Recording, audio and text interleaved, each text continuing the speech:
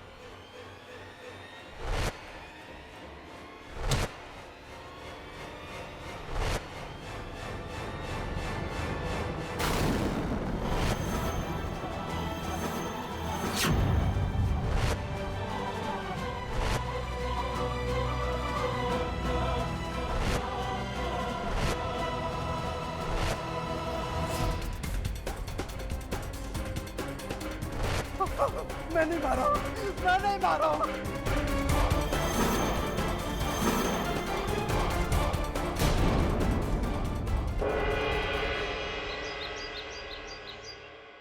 आज की ताजा खबर, आज की ताजा खबर, होने वाले मुख्यमंत्री निरंजन साय का खून। आज की ताजा खबर, आज की ताजा खबर। हम अपनी माँ की कसम खा के कहते, हम खून नहीं किए, हम वहां सिर्फ चोरी करने गए थे।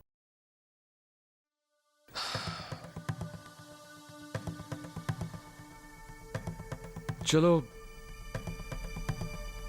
एक पल के लिए मान लेते हैं कि ये खून तुमने नहीं किया,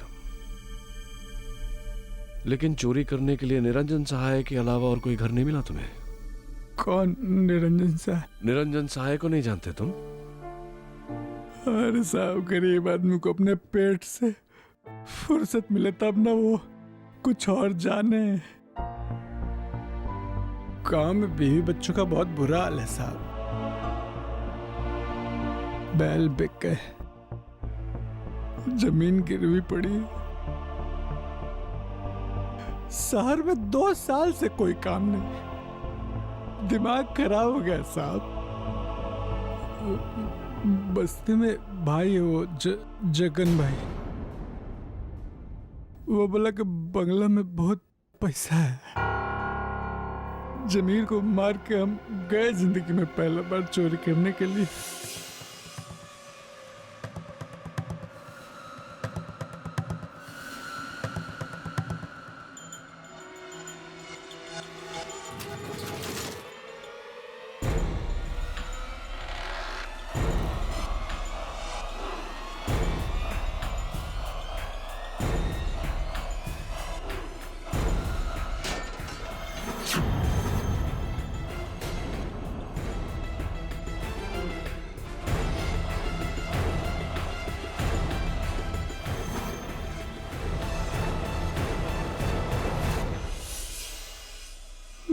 मुसीबत जो है वो एक ही साथ आती है साहब, एक ही साथ आती है।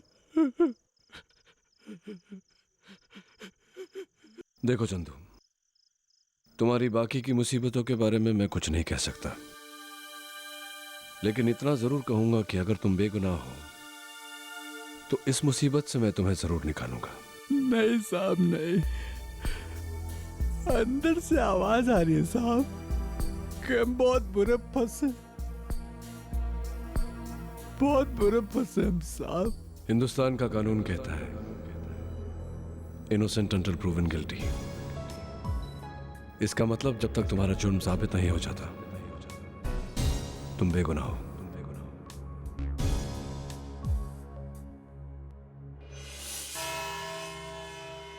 योर ऑनर, कटघरे में खड़े इस शख्स ने न सिर्फ इस देश के सबसे लोकप्रिय मंत्री का कत्ल किया है, बल्कि इस देश के भविष्य का गला भी घोटा है। इसीलिए इंसाफ जितना जल्दी हो बेहतर है। मैं बुलाना चाहूंगी अपने पहले विटनेस को, वो जिन्होंने सहाय जी को आखिरी बार जिंदा देखा था, उनकी पत्नी श्रीमती रेणुका सहाय। मैं कसम खाती हूँ कि जो भी कहूंगी सच कहूंगी, सच के सिवा कुछ नहीं कहूंगी। रेणुका जी, अदालत को अपना बयान दीजिए। सहाय जी हर रात अपनी स्टडी में अकेले काम करते थे और मैं उन्हें कभी डिस्टर्ब नहीं करती थी। उनकी इलेक्शन में कामयाबी के लिए मैं घर में पूजा करवा रही थी, इसलिए करीबन 9:30 बजे मैं सहाय जी को पूजा के लिए बुलाने गई। वो इलेक्शन के काम में बिजी थे।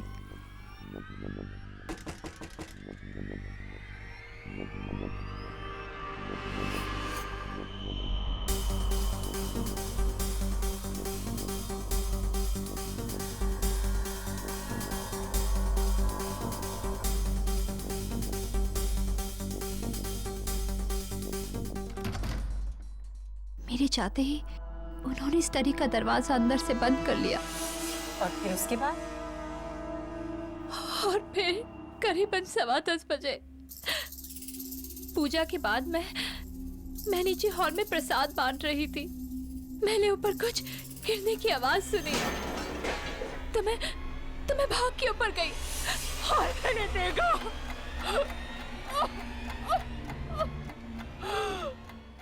हाँ, आपने मिसेस सहाय। ये सत्यारे को अपने लालच में इसने मेरे पति की हत्या कर दी।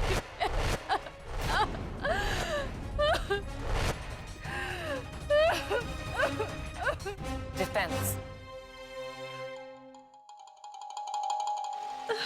रेणुका जी, क्या आपने चंदू को अपने पति का खून करते हुए देखा? जी? क्या आपने चंदू को आपके पति का कत्ल करते हुए देखा? आपके पति के शरीर में छुरा भोंकते हुए अपनी आंखों से देखा?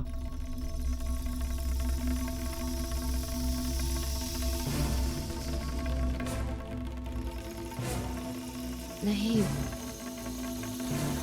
लेकिन अगर ये नहीं करेगा तो और कौन? No more questions, your honour. Thank you Renuka ji. और अब मैं बुलाती हूं उस चश्मदीद गवाह को जिसने चंदू उर्फ चंदन मुंशी को मौकाए वारदात पे रंगे हाथों पकड़ा। प्रजामन पार्टी के आदरणीय एमपी श्री सहाय के दाहिने हाथ श्री अकरम रिजवी।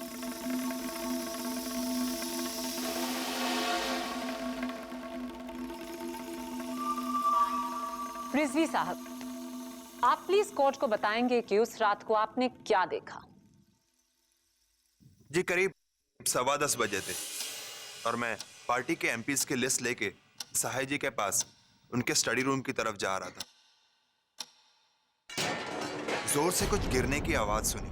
मैं भागकर वहां पहुंचा तो कमरा खुला था और लाइट भी बंद थी। जैसे ही मैंने लाइट जलाई, मैंने इस आदमी को वहां देखा।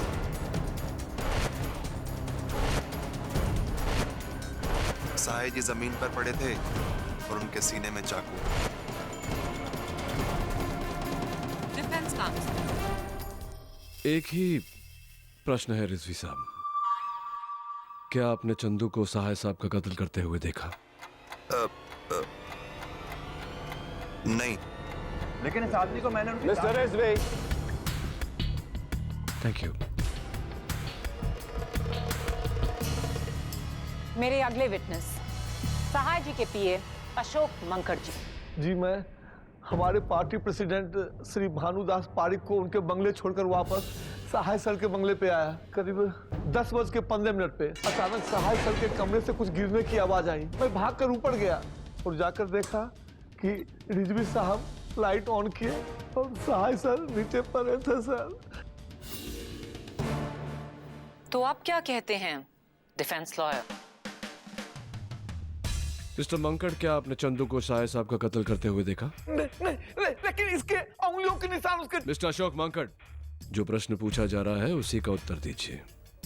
बाकी की जानकारी देने के लिए पब्लिक प्रोसिक्यूटर साहिबा है ना हमारे पास। क्या आपने चंदू को सहाय साहब का कत्ल करते हुए देखा? जी नहीं। Thank you mister मंकड़।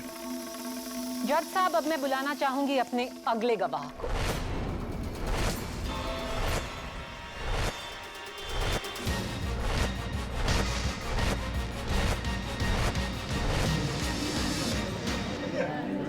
Order order. Your honour, सभी की जुबानी हमने सुनी।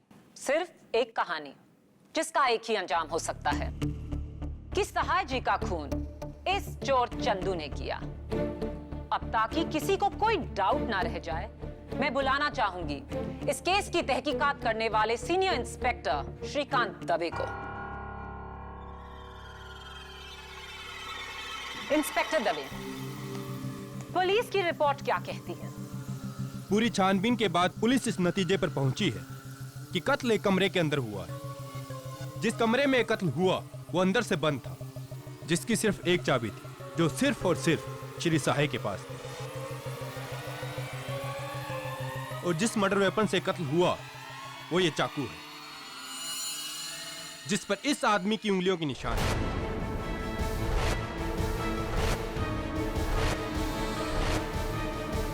इतना ही नहीं और कत्ल का टाइम रात करीब 10 से 10:15 के बीच का था।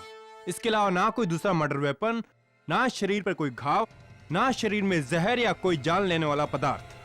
So it's very clear and simple case of death by step wound. अगर अब भी किसी को लगता है कि चंदू बेकसूर है, तो मेरे हिसाब से वो आदमी सपनों की दुनिया में है। राइट। इंस्पेक्टर दवे, आपने चंदू को I object your honor। ये वकीले सफाई किस तरह के बेतुके सवाल पूछ रहे हैं? मेरे बेतुके सवाल का एक ही तुका सा जवाब है कि किसी ने चंदू को सहाय साहब का कत्ल करते हुए नहीं देखा। ओह, तो आप कहेंगे कि आपने हवा को नहीं देखा तो हवा नहीं है, भगवान को नहीं देखा तो भगवान नहीं है। नहीं है ना, भगवान भी है, हवा भी है। इसका मतलब ये हुआ कि जो नहीं दिखता वो हो सकता है, तो हो सकता है कि जो दिखता है वो ना हो। जो हो सकता है वो दिखता नहीं है, और जो आपकी इजाजत हो तो मैं आपको दिखा के बताना चाहता हूं कि क्या हो सकता है और क्या नहीं हो सकता। तो साहब, ये आज का न्यूज़पेपर है और ये पब्लिक प्रोसिक्यूटर साहिबा का पानी का गिलास।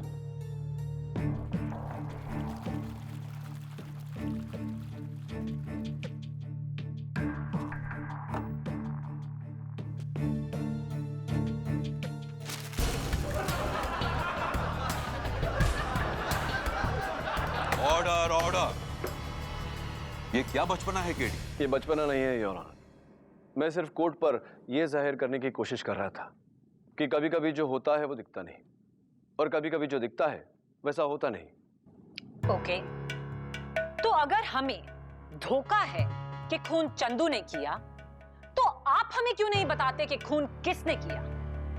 अंदर से बंद कमरा, चाबी सहाय जी के पास, यानी कि उस कमरे को कोई बाहर से नहीं खोल सकता।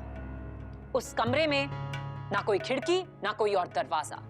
चंदू का खुद का बयान कि वो दरवाजा तोड़कर कमरे में घुसा। चाकू पे चंदू की उंगलियों के निशान। इतने सारे चश्मदीद गवाह। कैसे साबित करेंगे आप कि खून उसने नहीं किया? कैसे? किसी चीप मैजिक ट्रिक से?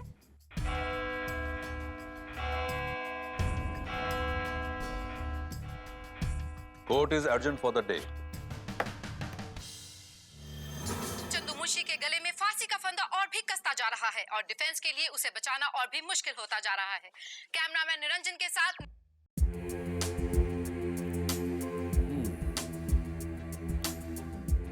सारे गवाहों के बयान एक जैसे, यानी कि सब सच बोल रहे हैं या सब झूठ।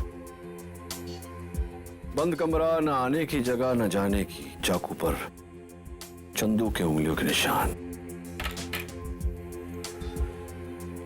Something is wrong, something is wrong, कुछ तो गड़बड़ है। अरे गड़बड़ तो इधर है। आज मॉर्निंग को ही मैं सब बुक्स अरेंज करके रखा था और अभी देखो सब उल्टा पुल्टा। तुम्हारा सिस्टम ही गलत है। मिसेस बिले मोरिया, छोड़िए वो। यहाँ आइए, यहाँ आइए। देखिए, देखिए, ये 3 ग्लासेस और ये 3 बॉल्स। ये बॉल यहाँ रखा, इसको टैप किया, वाला। कैसा लगा मेरा मैजिक? मैजिक नहीं, ट्रैजिक। अरे ये ट्रिक तो मेरा 10 साल का ग्रैंडसन भी करता है। सबको पता है कि पहले से ही कप के नीचे बॉल छुपाया है। खाली कप के अंदर पहले से बॉल, यानी कि मर्डर के पहले से ही कोई रूम में छिपा था।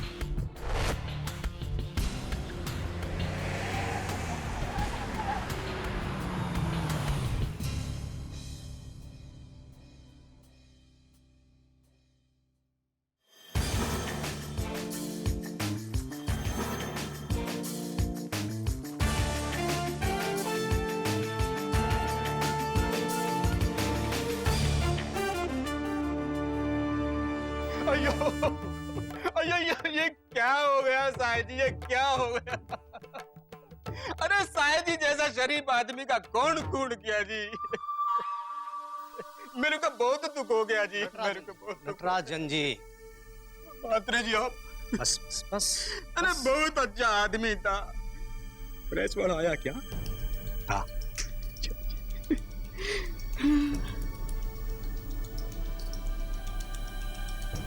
मुझे तो ऐसा लगता है जैसे किसी ने मेरे बेटे को ही मुझसे छीन लिया।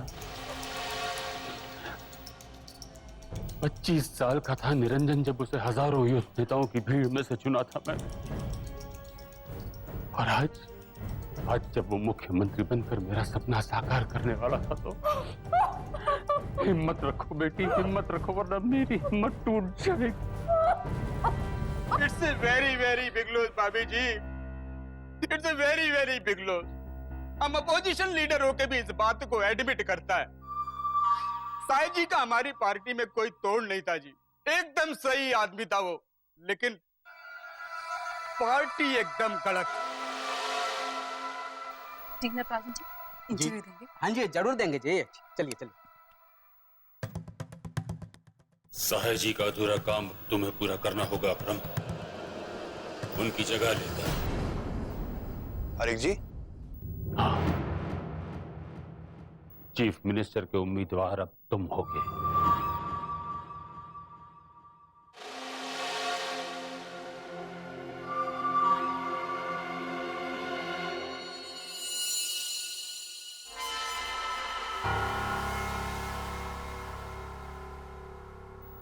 आप हैं? दरअसल मैं वो कमरा देखने आया था जिसमें साहिब साहब का कत्ल। ताकि वो कातिल चंदू को छुड़ाने का कोई न कोई रास्ता निकाल सके। हरगिज नहीं। देखने दीजिए अशोक जी, सहाय जी हमेशा कहते थे कि प्रजातंत्र में सबको मौका मिलना चाहिए, फिर चाहे वो उनका खूनी ही क्यों ना हो। ले जाइए इन्हें ऊपर। जी मैडम, आइए।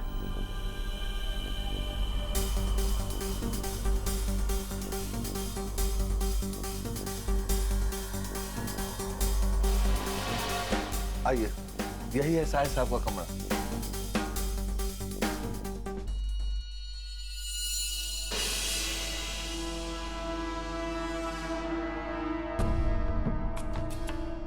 यही वो लॉक है जो चंदू ने बाहर से तोड़ा था और साहिब साहब ने अंदर से लॉक किया था।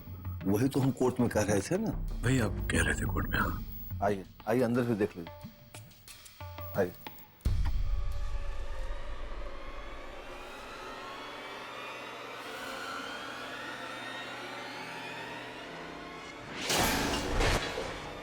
ये वही गमला जो गिरा था। हाँ।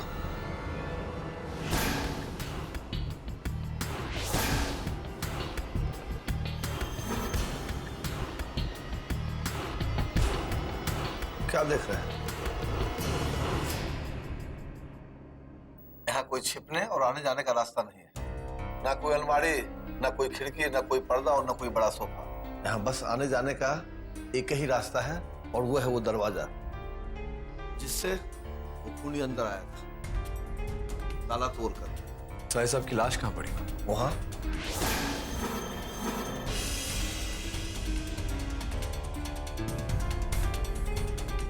यहाँ इस तरह? हाँ।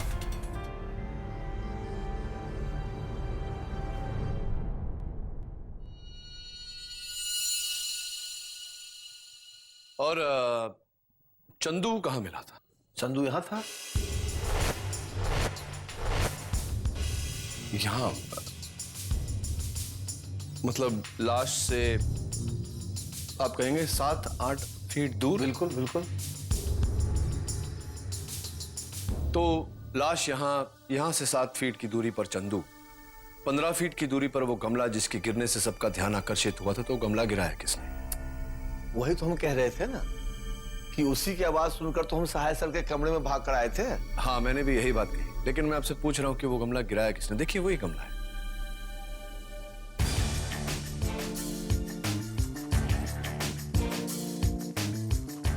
कोई बात नहीं,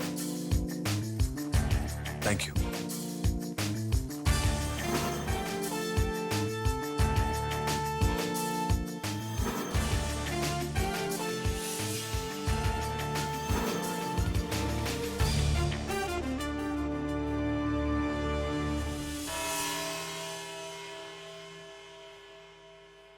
रेणुका जी, एक कंफ्यूजन था मेरे मन में। ये चोर जीवन की इसकी सबसे पहली चोरी, वो भी श्री निरंजन सहाय के घर में, जो चारों तरफ से सख्त पहरे से घिरा हुआ है, ये उस घर में घुसा कैसे?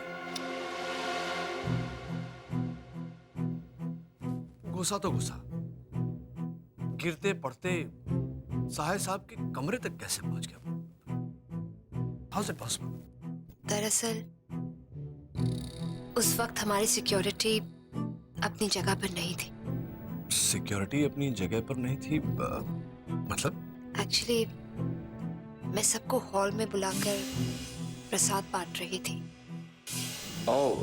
पूजा का प्रसाद तो सभी को एक साथ में बुला लिया था आपने। एक एक करके अगर बुलाती तो। जी, मुझे क्या पता था। हाँ, भला आपको कैसे पता चलता कि पूजा का प्रसाद जो आपने अपने पति की लंबी उम्र के लिए मांगा था, वो उनकी मौत का कारण बनेगी? I object your honour. Defence counsel इस बात को कुछ और ही रंग दे रहे हैं।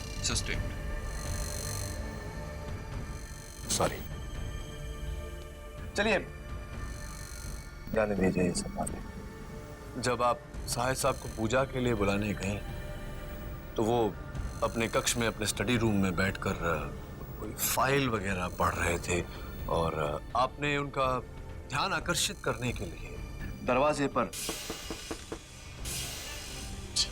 तो जब आपने नॉक किया तो उन्होंने अपने नजदीक के चश्मे उतारे, दूर के चश्मे पहने और आपसे पूछा कौन? कमाल है ना रेणुका जी कि दूर के चश्मे पहनने के बावजूद सहाय साहब आपको सब अपनी धर्म पत्नी को नहीं पहचान पाए, जब 10-12 फीट की दूरी थी और रोशनी ठीक ठाक। हाँ? तुम कहना क्या चाहते हो केडी? मैं कहना नहीं चाहता योर ऑनर, दरअसल आपको दिखाना चाहता हूं। आपकी इजाजत हो तो? इजाजत है। लाइए, बस बस वहीं रख दीजिए। जज साहब, ये हूबहू वैसा ही गमला है जैसा सहाय साहब के कमरे में था। इस गमले से 15 फीट की दूरी पर मान लेते हैं कि ये सहाय साहब की कुर्सी जिस पर वो उस रात बैठे थे, और सहाय साहब की कुर्सी से 7 फीट दूर चंदू पाया गया। राइट मिस्टर मांकड़, आप तो थे मेरे साथ। नहीं नहीं, बैठ जाइए, बैठ। अब मेरे मन में यह प्रश्न उठता है जज साहब कि अगर चंदू यहां था तो वो गमला कैसे गिरा जिसके गिरने से सब मोहतात हो? तो आप कहना चाहते हैं कि खूनी कमरे में पहले से ही मौजूद था और इस गमले के पीछे छुपा था? Wow, exactly. तब तो योर ऑनर ये खून किसी 4 साल के बच्चे ने किया होगा, क्योंकि गमले का साइज देखिए। इसके पीछे किसी आदमी का छुपना नामुमकिन है, और अगर कोई छिप भी जाता तो सहाय जी उसे आसानी से देख लेते। प्रोसिक्यूटर साहब, बिल्कुल देख लेते अगर उनकी दूर की नजर सही होती, लेकिन ऐसा नहीं था। और यही बात साबित करने के लिए मैं अपनी सेक्रेटरी की मदद लेना चाहता हूं, अगर आपकी आज्ञा। इजाजत है। जज साहब, मिसेस विलिमोरिया के आंखों का नंबर ठीक वही है जो मिस्टर सहाय का था, -3, दोनों आंखों। मेरे पास यहां मिस्टर सहाय के चश्मे। बिली, वेयर?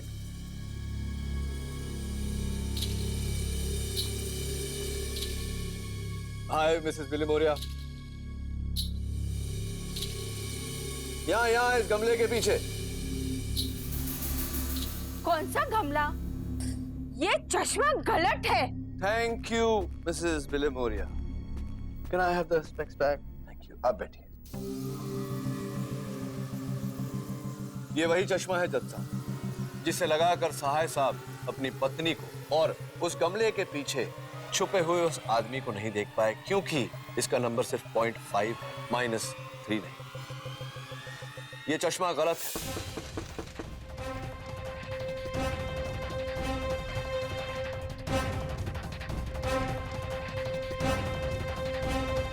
कौन?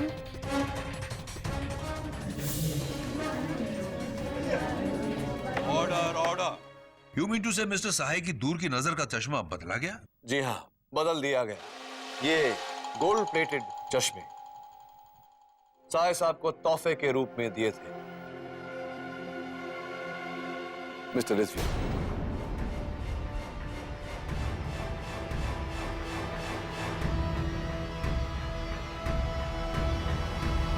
Good choice. अरे, मैं तो भूल ही गया, आपको मुबारकबाद देना। Congratulations mister Rizvi. सहाय साहब के बाद पार्टी की तरफ से चीफ मिनिस्टर के नुमाइंदे आप ही हैं। देखिए, मैंने वो चश्मा साहिर जी को गिफ्ट जरूर किया था और उसका नंबर भी -3 ही था। जज साहब, मैं नहीं, कोई और था। कोई और था योर ऑनर। चंदू भी यही कह रहा था कि कोई और था जिसने खून किया, इसने नहीं। कोई और था योर ऑनर जो सहाय साहब के कमरे में पहले से ही मौजूद था। कोई और था जिसने इस गमले के डायरेक्ट पीछे की बत्तियां बुझाई और सहाय साहब के सीने में छुरा भोंक दिया। कोई और था your honour. Order order. Your honour, कोई और करके ये देश की पूरी पॉपुलेशन पर उंगली उठा सकते हैं, और ये तो महज एक अजम्पशन है। सबूत और गवाह तो झूठ भी तो बोलते हैं प्रोसिक्यूटर साहब, नहीं? उस शख्स ने कत्ल किया, गमले के पीछे छिप गया, चंदू का इंतजार करता रहा। चंदू आया, लॉक तोड़ा, कमरे के अंदर आया। बड़ी होशियारी से कातिल ने गमले को नीचे गिराया और सबका ध्यान चंदू की तरफ आकर्षित किया। बेचारा चंदू पकड़ा गया। Right mister mark? क्या? नहीं, परेशान मत होइए, मैं आप पर इल्जाम नहीं लगा रहा, आपको कटघरे में बुला रहा हूं। यस मिस्टर मांकड, कत्ल की रात को आप पार्टी प्रेसिडेंट श्री पारेख के साथ थे? जी जी, आप पूछ लीजिए उनसे। पूछ लिया मैंने उनसे फोन। आप परेशान क्यों हो रहे? उन्होंने बताया कि आप उनके साथ ही थे। जरा पसीना पूछ लीजिए। एक मिनट। कत्ल की रात को आप श्री पारेख के घर पे थे, तो मैं सोच रहा हूं कि आप इतने जल्दी सहाय साहब के घर कैसे पहुंचे और इस कमरे पर आपकी उंगलियों के जो निशान हैं वो कैसे कैसे आए इस गमले पे आपकी उंगलियों? वो क्या है कि वो गमला मैंने गिराया नहीं था। गिराया नहीं? उठाया था। कमरे में घुसते ही आपके सामने आपके पूजनीय बॉस का मृत शरीर पड़ा हुआ था, लेकिन आपने ये अपूजनीय गमला उठाया।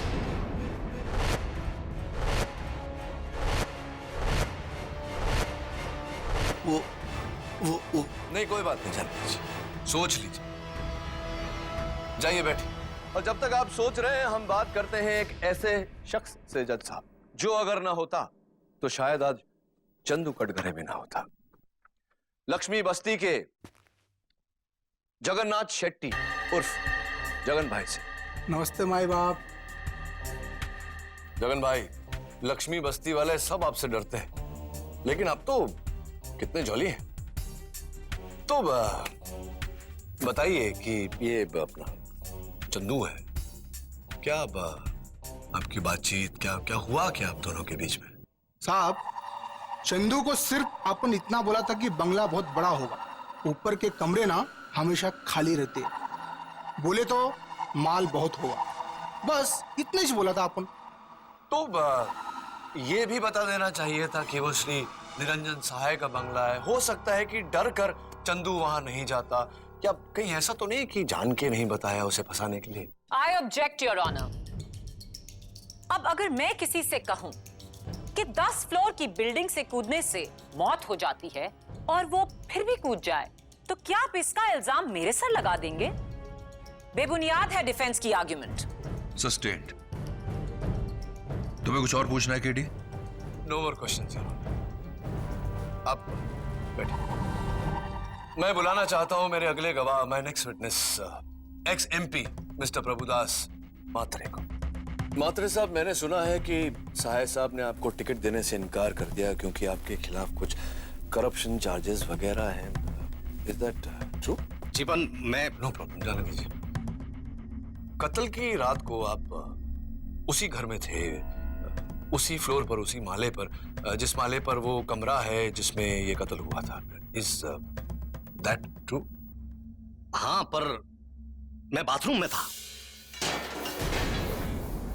हाँ, राइट। आप उस बाथरूम में थे जो उस कमरे से बिल्कुल जुड़कर है जिस कमरे में कत्ल हुआ था। Is that also right?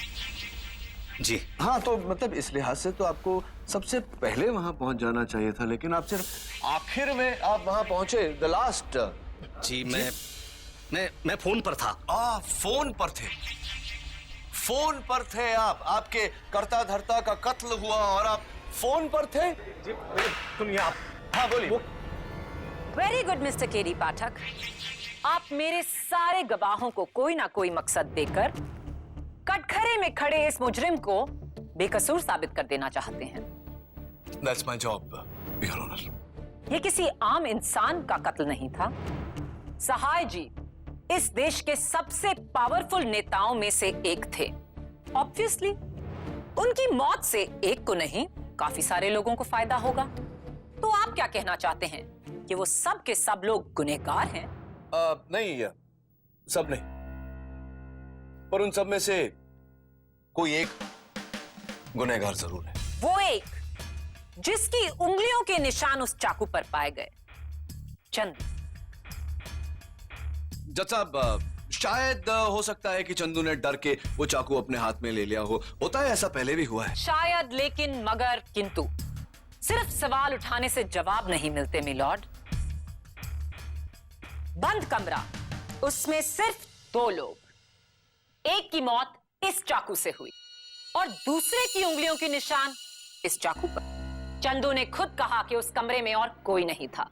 अब आप मुझे बताइए, खून किए बिना चंदू की उंगलियों के निशान इस चाकू पर कैसे आए? अगर आप मुझे ये प्रूफ कर दें मिस्टर डिफेंस काउंसिल, तो मैं माया फडणवीस, पब्लिक प्रोसिक्यूटर, इस केस में अपनी हार मानूंगा। और ये मेरा आपको चैलेंज है, मिस्टर केडी पाठक।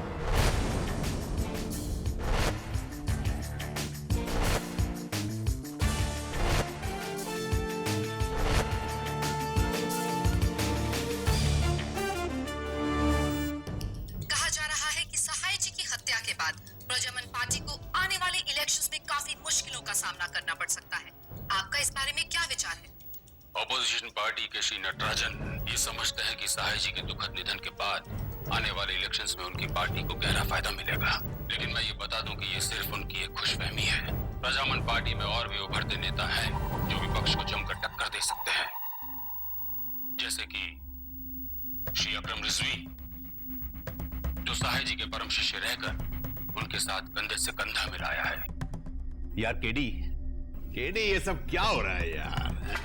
तेरे जैसा साफ सुथरा सीधा साधा नींबू पानी पीने वाला ये किस सियासी पचड़े में पड़ गया यार? एक्सपीरियंस से बोलता हूं, बड़े लोग के बड़े गेम होते हैं बापू। तू बेकार का पिसेगा। देख झिलमिल, 100 लोग अगर एक झूठ बोले तो वो झूठ सच नहीं बन जाता। अच्छा, तेरा मतलब ये है कि ये चंदू खूनी, ये अकेला सच्चा, बाकी सब झूठे हैं? कम ऑन यार, आज की डेट में लोग सगे बाप का भरोसा नहीं करते और तू एक चोर का कर रहा है। अच्छा छोड़िए सब, देख सुन, कल रात एक मस्त फिल्म की पार्टी है, उसमें बड़ी बड़ी हीरोइंस आएंगी। इनविटेशन भी है, चलेगा मेरे साथ? अरे तू क्या कर रहा है यार? मैं क्या बोल रहा हूं तू सुन नहीं रहा? केडी,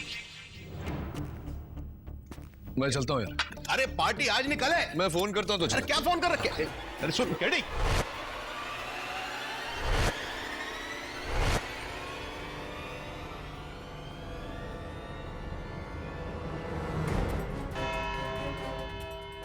अदालत की कार्रवाई शुरू। इस चाकू को गौर से देखो चंदू। इसी चाकू के कारण एक बेगुनाह की मौत हुई और अब एक और मौत होने वाली है तुम्हारी, क्योंकि इस पर लगे हुए तुम्हारी उंगलियों के निशान तुम्हें फांसी के तख्ते तक पहुंचाएंगे। वकील साहब, ये चाकू मैं कभी देखा नहीं, ये चाकू मैंने कभी छुआ भी नहीं, मैंने कभी नहीं देखा साहब। रोना बंद करो चंदू, रोने से कुछ नहीं होता। निशान है तो है, लेकिन दिलचस्प बात यह है कि तुम्हारे उंगलियों के निशान इस चाकू पर आए कैसे? बी क्लियर केडी, तुम साबित क्या करना चाहती हो?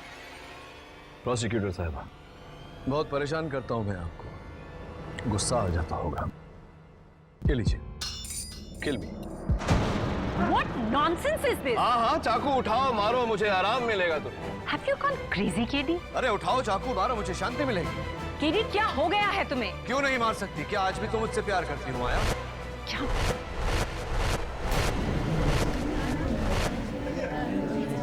Order order.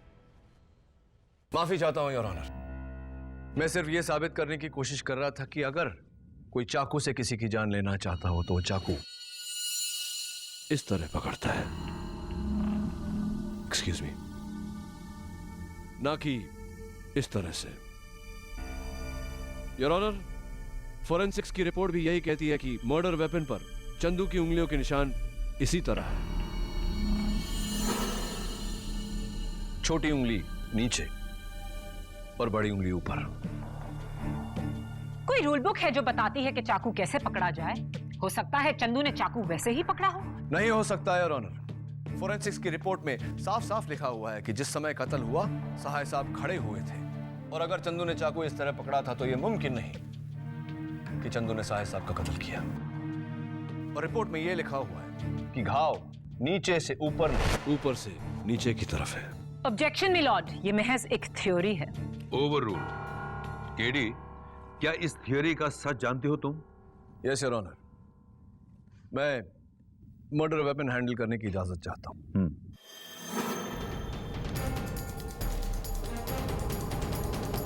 योर ऑनर, सच हमेशा सीधा नहीं होता, कभी टेढ़ा मेढ़ा और कभी कभी तो पूरी तरह घुमाया।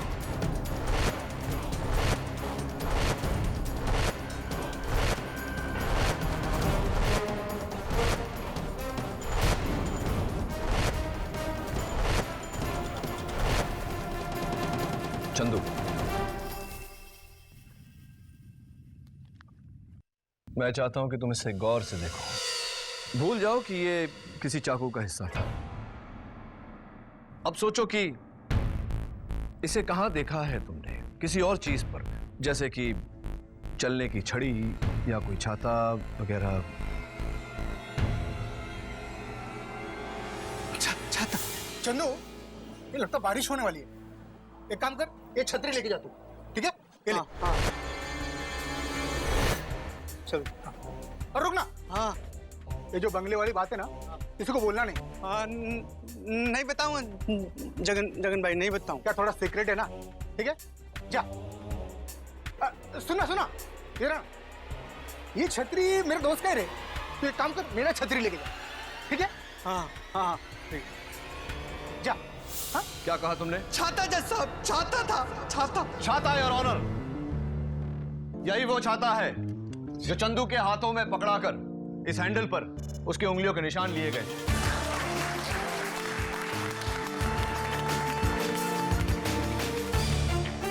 योर ऑनर, अब आपकी इजाजत हो तो मैं जगन भाई से पूछना चाहता हूं कि उसने चंदू को क्यों फंसाया। मैंने कुछ नहीं किया साहब, मैंने कुछ भी नहीं किया साहब। कुछ नहीं किया है तुमने जगन, मर्डर किया है, मर्डर। नहीं, क्योंकि उस हैंडल पर चंदू के उंगलियों के निशान के साथ साथ तुम्हारे भी उंगलियों के निशान मौजूद है। नहीं साहब, ऐसा हो नहीं सकता है। ऐसा नहीं है साहब। उस हैंडल पर तुम्हारे उंगलियों के निशान मौजूद है। नहीं साहब, ऐसा हो ही नहीं सकता साहब। क्यों नहीं हो सकते साहब? इसलिए कि मैंने हैंडल पर प्लास्टिक के कवर डाल के पकड़ा।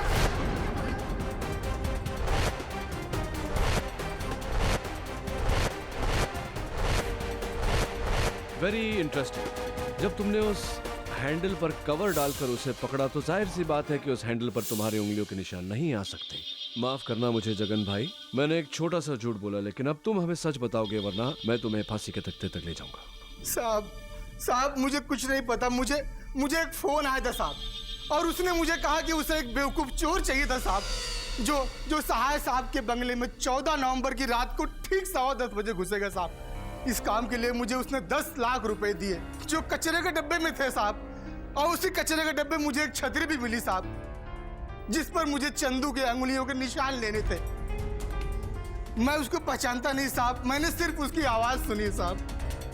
तो ये आवाज जो तुमने सुनी, ये आवाज कैसी थी? मर्दानी, जनानी, किस तरह की थी ये आवाज? साहब वो कोई साउथ इंडियन था साहब। साउथ इंडियन आवाज? एकदम रफ आवाज थी साहब।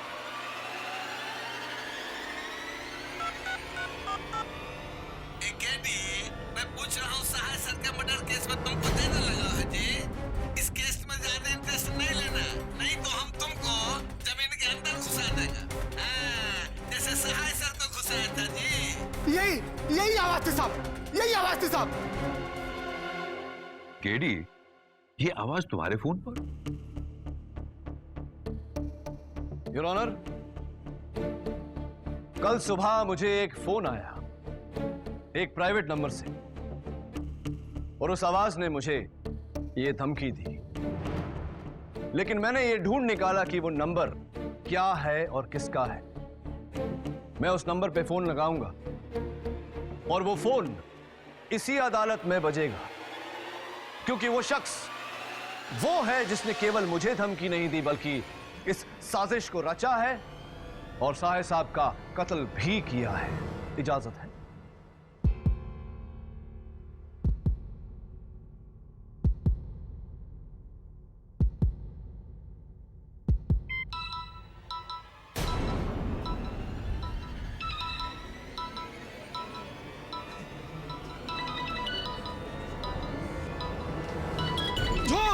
झूठ! ये मेरा फोन नंबर नहीं हो सकता है ऑनर। आपको जो कुछ भी कहना है कटघरे में आकर कहिए।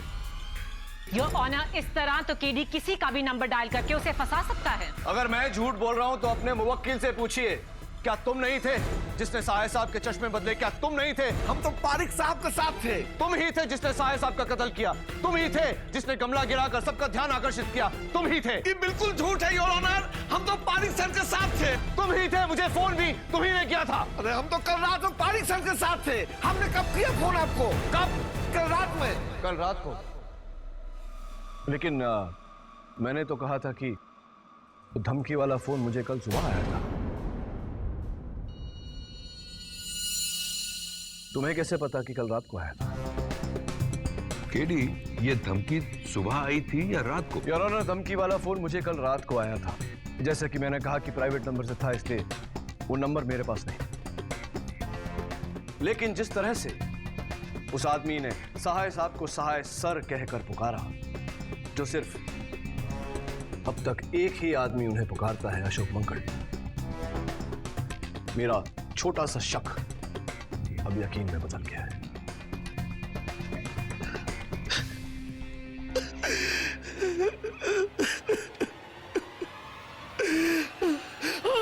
हमने ही चश्मा बदला था, हमने ही सहाय सर का खून किया है।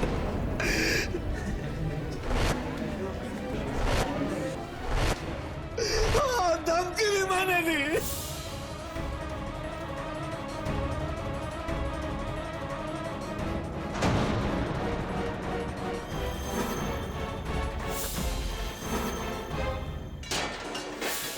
लेकिन किसी और के कहने पर। बताइए मिस्टर मांकड़, किसके कहने पर यह सब किया? निरंजन सहाय, हीरो, और मैं, जिसे रास्ते से उठाकर मैंने कुर्सी दी। आज लोग मुझे भूलकर उसे ही पूजने लगे। धीरे धीरे अब वो मुझे टक्कर देने लगा है। कल को अगर वो सीएम बन गया तो मेरे सर पर तांडव करेगा। मुझे चेले चाहिए, गुरु नहीं। भानुदास पारेख सिर्फ एक है, दूजा कोई बनना चाहे तो वो उसे बिगाड़ देता है।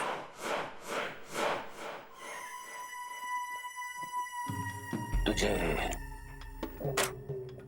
पार्टी का टिकट चाहिए था ना? जी सर। जा, जो सहाय तुझे नहीं दे सका वो मैं देता हूं, लेकिन इसके लिए सहाय को मरना होगा।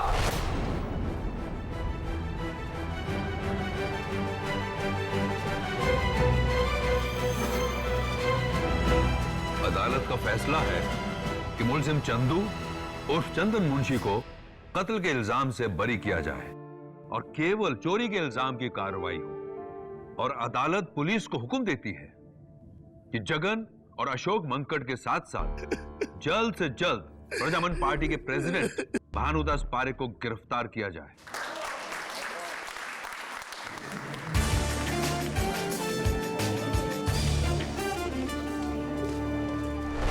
क्या जिस भानुदास पारेख के आगे सारा देश झुकता है, आज उसी भानुदास पारेख को एक वकील ने गिरा दिया? KD Pathak.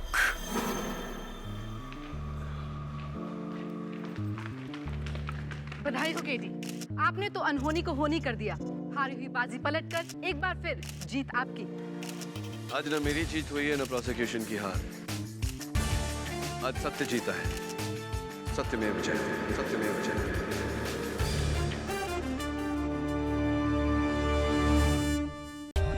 For more updates, subscribe to our channel, click the show links and enjoy watching the videos.